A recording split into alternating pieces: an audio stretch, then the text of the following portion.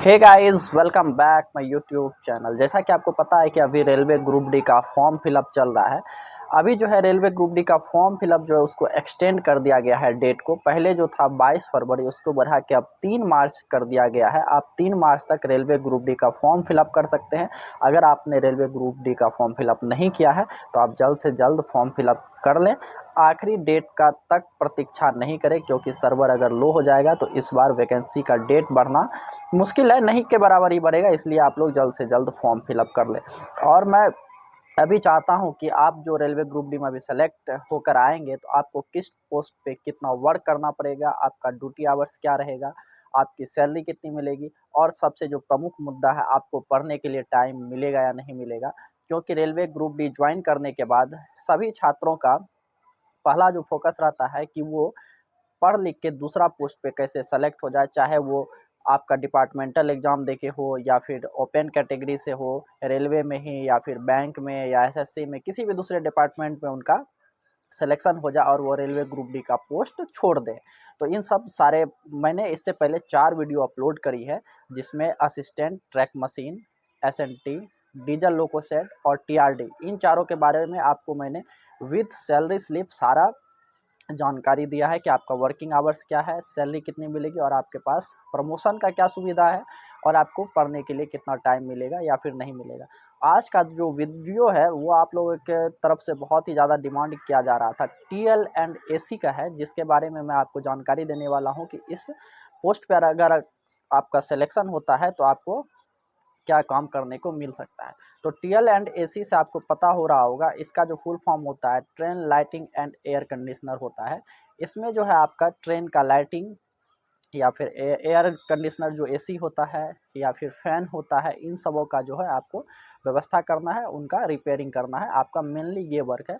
और इसमें क्या होता है कि आपका 2 टाइप का जो है वो वर्किंग होता है। आपका एक वर्कशॉप में वर्किंग लगेगा और आपका जो है एक ट्रेन पे आपका ड्यूटी लगेगा। इसमें क्या होता है कि आपको प्रेफरेंस डालने का कुछ भी नहीं रहता है कि आप वर्कशॉप पे ड्यूटी करना चाहते हैं या फिर ट्रेन पे। वो जब आपका सिलेक्शन हो जाएगा तो डिवीज़न की तरफ से आपका अलॉटमेंट हो जाएगा, आपको किधर वर्क करना है।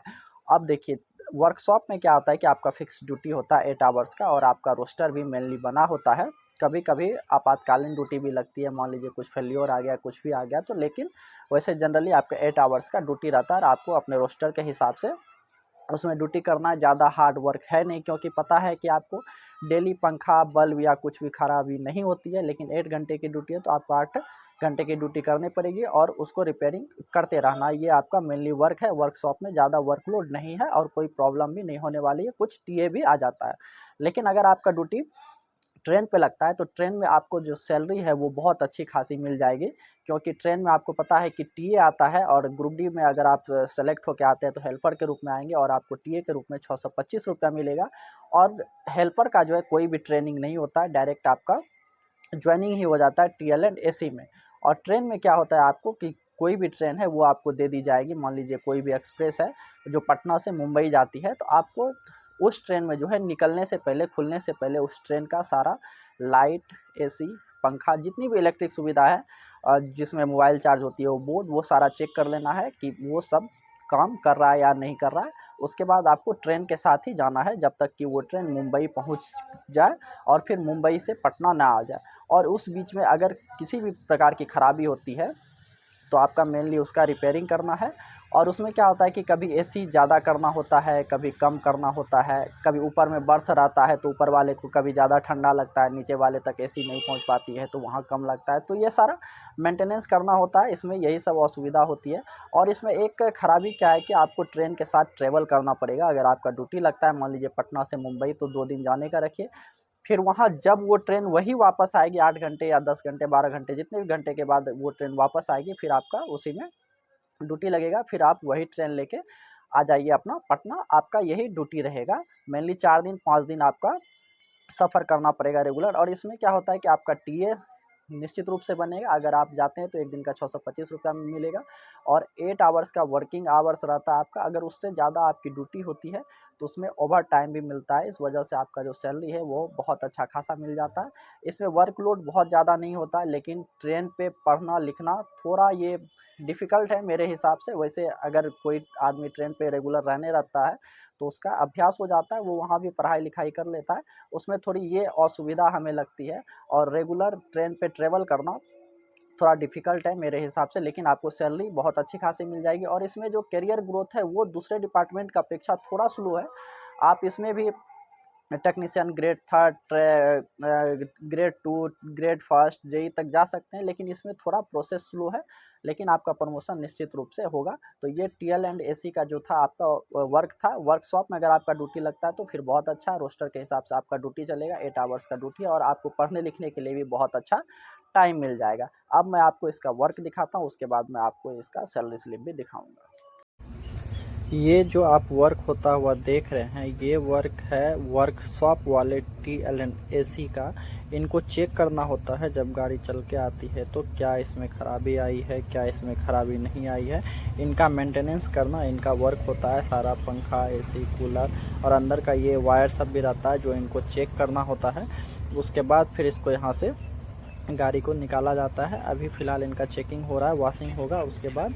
और ये जो है TLNAC वाले, जो ट्रेन पे TLNAC वाले रहते हैं, ये उनका वर्क है कि वो ट्रेन पे AC को कम करना, ज़्यादा करना, कोई फेल्योर आ गया, कुछ भी खराबी आई तो उसका रिपेयरिंग करना, ये सब जो ट्रेन पे रहते हैं उनका वर्क है और वर्कशॉप वाले का अलग वर्क है। आप लोग इस वीडियो में देख, यहाँ आप देखेंगे ये जो सैलरी स्लिप है दिसंबर 2024 का है, कोई पुराना अभी सैलरी स्लिप नहीं है। और इसके बाद देखेंगे आप इधर आएंगे तो आपको यहाँ भी देखने को मिलेगा दिसंबर 2024 का वेतन पर्ची, और नाम मैंने इनका हाइड कर दिया है। और डिजिग्नेशन आप देखेंगे इनका असिस्टेंट TLNAC है इलेक्ट्रिकल का, और इनका इधर DOB है, डेट ऑफ ज्वाइनिंग है। लेवल जो देखेंगे अभी आप, इनका लेवल 1 है, लेकिन इनका एक इंक्रीमेंट लग चुका है। जैसा कि आपको पता है कि साल में एक बार इंक्रीमेंट लगता है बेसिक में 3% का, तो उनका एक इंक्रीमेंट लग गया, जिसकी वजह से इनका बेसिक जो है वो 18,500 रुपीज़ हो गया। उसके बाद आप देखेंगे इधर कि इनका सारा डेटा है जिसको मैंने हाइड कर दिया अपने तरफ से। ये इनका बैंक अकाउंट, प्लान नंबर, फलाना ठिकाना सब चीज़ है। और उसके बाद आप देखेंगे इधर कि इनको जो सैलरी मिला है ग्रोस, वो 46,462 रुपया मिला है, जो कि बहुत अच्छा सैलरी आप बोल सकते हैं TLNAC या फिर किसी भी ग्रुप डी स्टाफ के लिए। 46,000 ग्रुप डी स्टाफ को मिलना ये बहुत बड़ी बात है, वो भी न्यू एम्प्लॉय का। इनका बस एक इंक्रीमेंट अभी तक लगा है और कुछ भी नहीं हुआ है। अब देखते हैं इनको कि कौन सा अलाउंस मिला है इनको। तो यहाँ आप देखेंगे बेसिक जो है 18,500 रुपया है बेसिक, और DA जो है वो 9805 रुपया है 53% के हिसाब से। हाउस रेंट इनको 3700 रुपया मिला है, 20% बेसिक का मिला है। और ट्रांसपोर्ट अलाउंस देखेंगे 1377 रुपया मिला है, जो सबको मिलता है। नाइट ड्यूटी देखेंगे आप 3370 रुपया है, क्योंकि अगर आप ट्रेन से जाते हैं तो फिर उसमें नाइट भी आता है, डे भी आता है, इस वजह से इनका नाइट ड्यूटी भी अलाउंस देखेंगे आप थोड़ा ज़्यादा है। जैसे पॉइंट्समैन सबको 1600, 1800, 1900 के आसपास जाता है, इनका देखेंगे आप 3370 रुपया है।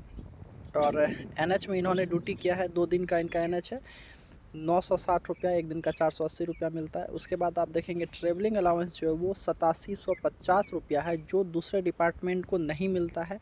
जैसे SNT, TRD, TLNAC, assistant bridge, इन्हीं सबको मोस्टली मिलता है ये, जिसके वजह से इनका सैलरी जो है वो ज़्यादा दिखता है आपको। ट्रैवलिंग अलाउंस देखेंगे आप 8785 रुपया है।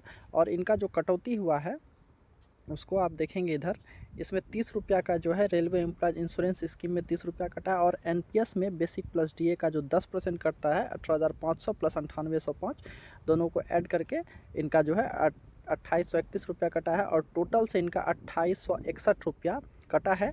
और नेट पे जो इनके अकाउंट में हुआ है 43,601 रुपया इनका जो है नेट अकाउंट में क्रेडिट हुआ है। आप मोटा मोटी बोल सकते हैं कि 44,000 रुपया इनको मिला है। अगर आप वर्कशॉप में ड्यूटी करते हैं तो ये जो आपका ट्रैवलिंग अलाउंस है, ये वाला ट्रैवलिंग अलाउंस आपको नहीं मिलेगा। और उसके बाद जो ये नाइट ड्यूटी भी आपको दिख रहा है यहाँ 3300 के आसपास तो नहीं मिलेगा, 1500 2000 के आसपास जाएगा। तो इसमें से अगर आप मान के चलिए कि अगर आप 10,000 माइनस कर देते हैं तो आपको वर्कशॉप में इतना सैलरी मिलेगा। अगर आप TLNAC ज्वाइन करते हैं तो 33 से 35 हज़ार के आसपास जो है आपका सैलरी बनेगा TLNAC वर्कशॉप में। अगर आप ओपन लाइन में जाते हैं ट्रेन पे ड्यूटी करने तो आपका इतना सैलरी 44 हज़ार, 40 हज़ार, कभी 45 हज़ार। ये जो TA है इनका और भी ज़्यादा बनता है, इनका TA इस मंथ में कम ही बना, इसी वजह से थोड़ा सैलरी तो बहुत अच्छा है लेकिन TA इनका थोड़ा कम बना है। फिलहाल इस वीडियो में इतना ही, मिलते हैं नेक्स्ट वीडियो में, तब तक के लिए धन्यवाद।